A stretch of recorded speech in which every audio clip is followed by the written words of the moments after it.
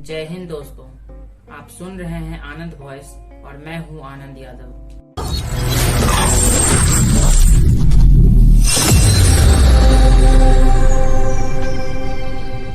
आज हम बात करेंगे भारत और पाकिस्तान के बीच हुए एक ऐसी जंग, एक ऐसी वॉर के बारे में जिसके अंत में भारत की विजय के साथ साथ एक नए राष्ट्र का जन्म होता है जिसका नाम होता है Bangladesh.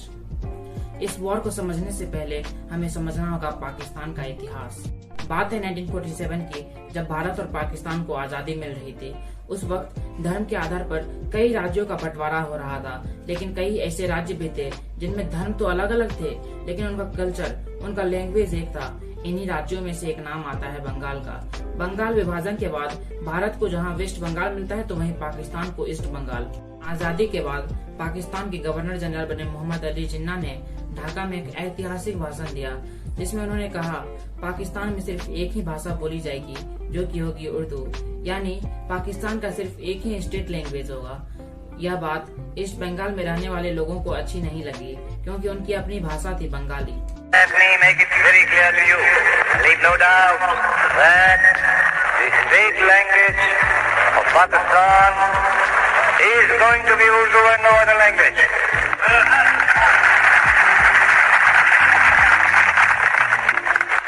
And anyone who tries to mislead you is really the enemy of Pakistan. 1948 में मोहम्मद अली जिन्ना की मृत्यु के बाद से 1971 तक कई मिलिट्री और डिक्टेटर्स का शासन देखा गया, जिसमें ईस्ट बंगाल का नाम बदलकर ईस्ट पाकिस्तान रख दिया गया।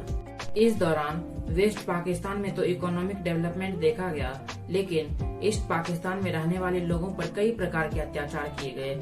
यहाँ के लोगों को रंग और भाषा के नाम पर केवल शोषण किया गया। 1960 आते आते शेख मुजीबुर रहमान, जो कि आवामी लीग के फाउंडर थे, वे एक पॉपुलर लीडर बनकर सामने आते हैं जो कि ईस्ट पाकिस्तान के लोगों के लिए एक आवाज थे। 5 फरवरी 1966 को मुजीबुर रहमान द्वारा 6 पॉइंट्स डिमांड रिलीज किया जाता है जो कि पाकिस्तान की सरकार को बिल्कुल भी पसंद नहीं आता और सारे की सारी डिमांड्स को रिजेक्ट कर दिया जाता है। ये डिमांड्स कुछ इस प्रकार होते हैं: पाकिस्तान को एक फेडरल स्टेट घोषित कर दिया जाए, ईस्ट पाकिस्तान को और ऑटोनॉमी दी जाए, जो भी रिसोर्स है ईस्ट पाकिस्तान की वो ईस्ट पाकिस्तान की सरकार को दी जाए, 2 सेपरेट करेंसीज हो, यानी ईस्ट पाकिस्तान की अलग और वेस्ट पाकिस्तान की अलग, ईस्ट पाकिस्तान का एक अलग फॉरेन रिजर्व हो, ईस्ट पाकिस्तान का एक सेपरेट मिलिट्री फोर्स हो। इन्हीं डिमांड्स और अगरतला कॉन्स्पिरेसी के चलते 19 जून 1968 को अयूब खान की सरकार द्वारा मुजीबुर रहमान और 34 अन्य सिविलियंस और मिलिट्री ऑफिसर्स को अरेस्ट कर लिया जाता है।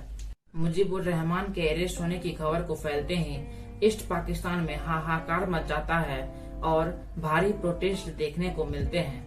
इसी बीच मुजीबुर रहमान के एक साथी जहारुल हक, जो कि एक एयरफोर्स सर्जेंट होते हैं और वो जेल में होते हैं, उनकी एक जेल के गार्ड द्वारा हत्या कर दी जाती है। इस खबर को फैलते ही लाखों की संख्या में लोग सड़कों पर आ जाते हैं और बहुत भारी प्रोटेस्ट देखने को मिलता है। प्रोटेस्ट इतना भयानक था कि अयूब खान को 22 फरवरी 1969 को मुजीबुर रहमान को रिहा करना पड़ता है। प्रोटेस्ट इस हद तक बढ़ चुकी थी कि 1970 में बने याहिया खान की सरकार को फर्स्ट जनरल इलेक्शन करवाना पड़ता है। इस इलेक्शन में आवामी लीग जीत जाती है, जिसके चलते 1 मार्च 1971 को प्रेसिडेंट याहिया खान द्वारा इलेक्शन रिजल्ट कैंसिल कर दिया जाता है। इसके बाद प्रोटेस्ट इतना ज्यादा देखने को मिलता है कि 26 मार्च आते आते बंगाली नेशनलिस्ट अपनी खुद की इंडिपेंडेंट आर्मी बना लेती है जिसका नाम होता है मुक्ति बाहिनी। यहाँ पर इंडियन आर्मी का रोल देखा जाता है जो मुक्ति बाहिनी को ट्रेनिंग प्रोवाइड करती है गुरिल्ला वॉर के लिए। इसके रिस्पॉन्स में वेस्ट पाकिस्तान शांति बाहिनी कमेटी का गठन करती है जो ईस्ट पाकिस्तान में ढेरों क्राइम करती है और औरतों पर अत्याचार किया जाता है।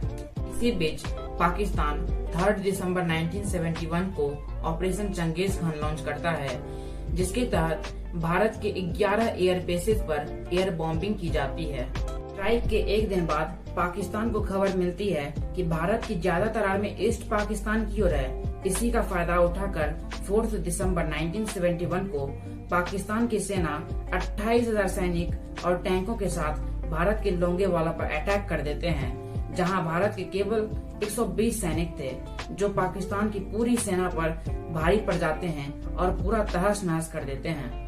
5 दिसंबर 1971 के सुबह होते ही भारतीय एयरफोर्स बची खुची कसर पूरा कर देती है। इसी दिन पाकिस्तान के अटैक के रिस्पॉन्स में भारतीय नौसेना पूरा कराची बंदरगाह ध्वस्त कर देती है। इस कारण पाकिस्तानी नौसेना को ग्वादर बंदरगाह भागना पड़ता है।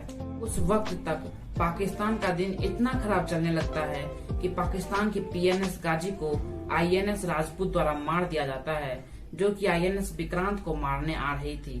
अब तक पाकिस्तान का कमर पूरा टूट चुका था, इसलिए वह मदद के लिए अमेरिका के पास पहुंचा, जिसके बाद अमेरिका अपना 7वां बेड़ा तो वहीं ब्रिटेन अपना ईगल नामक बेड़ा भारत पर आक्रमण करने के लिए हिंद महासागर में भेज दिया।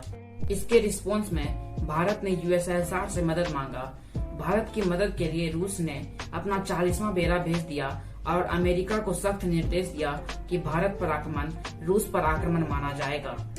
इसके बाद भारत का हौसला 7वें आसमान पर था और जनरल जगजीत सिंह अरोड़ा के नेतृत्व में भारत ने आर पार की लड़ाई छेड़ दी। कई दिनों तक ईस्ट पाकिस्तान में पाकिस्तानी सेना को उसकी औकात दिखाने के बाद 16 दिसंबर 1971 को पाकिस्तान का नेतृत्व करने वाले जनरल नियाजी को सरेंडर करने के लिए आधे घंटे का वक्त दिया गया। इसके बाद जनरल नियाजी 93,000 फौज के साथ जगजीत सिंह अरोड़ा के सामने आत्मसमर्पण करते हैं और कुछ इस तरह से अंत होता है इंडो पाक वार ऑफ 1971 का और जन्म होता है एक स्वतंत्र और लोकतांत्रिक देश बांग्लादेश का। आज के लिए बस इतना ही। कमेंट में जरूर बताइएगा आज का एपिसोड आपको कैसा लगा। धन्यवाद।